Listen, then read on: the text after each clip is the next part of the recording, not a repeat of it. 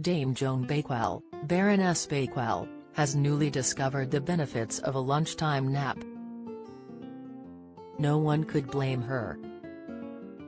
Yesterday she celebrated her 90th birthday and is currently 12 chemotherapy sessions into ongoing treatment following an operation to remove colon cancer before Christmas. Yet, I can't help but notice, she doesn't seem to be factoring one in the day we speak. She's heading out to meet a friend for lunch. The powerhouse broadcaster, journalist, writer and Labour peer, who has been working pretty relentlessly for over 6 decades, isn't a napper by nature. "I don't let the age number count very much," she says, characteristically sharp, but with a warm grin. She's good fun, Joan, the roomy wine rack in her kitchen, discarded Pinot Chocolat on the side, and piles of Anthony Horowitz crime thrillers next to Art Quarterly on the coffee table, confirm it. Yet she will concede to a nap now if she's working, which, never mind the chemo and the 90th, she will be later this month, shifting her treatment around so she can film Portrait Artist of the Year for Sky Arts for 2 weeks. She will allow them to provide a pull-out bed and duvet. "I recommend it, I tell you," she urges. She chirpily explains she has moved her 90th party to September after her chemo is finished, but for all her stoicism admits the news of her cancer during a routine colonoscopy last autumn shocked her. "I've never been ill at all, I don't expect to be ill," she explains. "The first thing I did was ring my daughter and said you ought to know my will is in the 3rd drawer down in the desk." But quite quickly, a calmness overtook fear. "When you're my age a lot of your friends have died already, dying is on the agenda, it's waiting for you," she says. "I thought oh, it's my turn. My turn to go down. So I felt quite serene about it. At my age a lot of people you have known have died. So I thought well if they can do it, I can do it." We laugh, only Joan could be competitive about death. But for all her musing, she's quick to point out the operation removed the cancer and chemotherapy is belt and braces. Her prognosis is good, and she says she's aiming for another 10 years. "I don't feel 90, I live life as the rest of my colleagues do."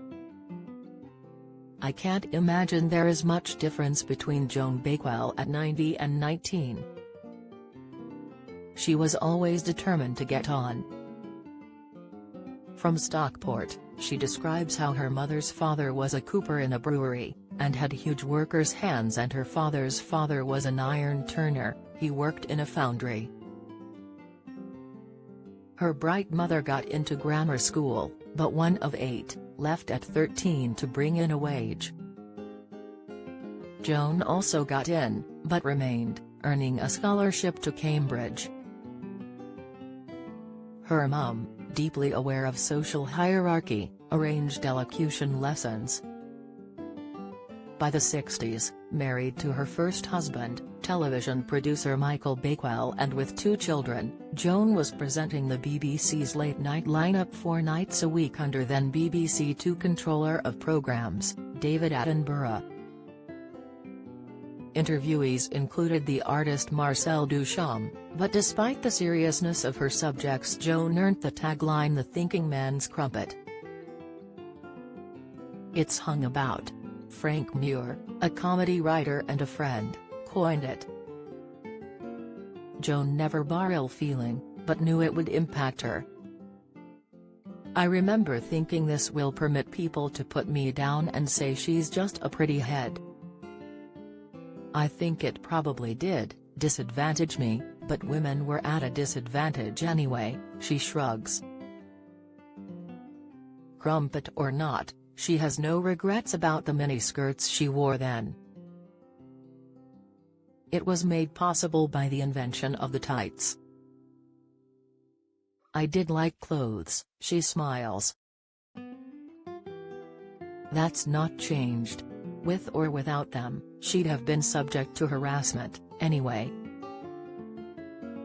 Bluntly, she recalls, I was quite pretty and quite young, so a lot of people fancied me and touched me up a bit here and there. It was not unknown in a lift for them to touch your back or bottom. Nothing upset her, she insists, although she does reveal Jimmy Savile trying to entice her to his dressing room. I knew that wasn't on, she says. She had an 8-year affair with the playwright Harold Pinter through the 60s, during her marriage, and his to the actress Vivian Merchant. He wrote his highly acclaimed play Betrayal about it, to Joan's horror. She later wrote her own riposte, keeping in touch. She has said she decided not to be racked with guilt and today carries no regret. Certainly not, she says. But she could never have married Pinter. He was a very inspiring person, but he had a very rigid way he wanted to live his life, she explains. She and Michael later divorced, and she married theatre producer Jack Emery. That relationship ended over 20 years ago. After that I thought, that is enough, she says. I have a lot of friends to go out with. I don't have anyone to sleep with, but that's past in my life. She laughs. I do have friends who have been married a long time. I watch that not with envy so much as admiration, and a sense they have achieved something I didn't manage. Joan isn't one for regrets. She's proud of her experiences, lining them up like treasures in her mind. She went on to work for Newsnight and Heart of the Matter. A portrait hangs on her stairs painted by the Scottish artist John Bakewell, daubed as she interviewed him. She interviewed Czech President Václav Havel, but top of the list is Nelson Mandela, who she interviewed in South Africa the day he was released, his first profile interview. It still moves her. I asked if he had any regrets and he said he missed very much his warder. He had made a good friend of him and learnt Afrikaans to speak with him. 90 far from heralds the end of her working life. The Labour peer plans to canvass the streets with her MP Keir Starmer before the next election, if they want me, she adds. I think there is a great hunger for change, she smiles. Her birthday makes her no less hungry. All this, and Baroness Bakewell has surely moved into the realms of national treasure? She stops me there. It suggests I'm a cuddly teddy bear, she says.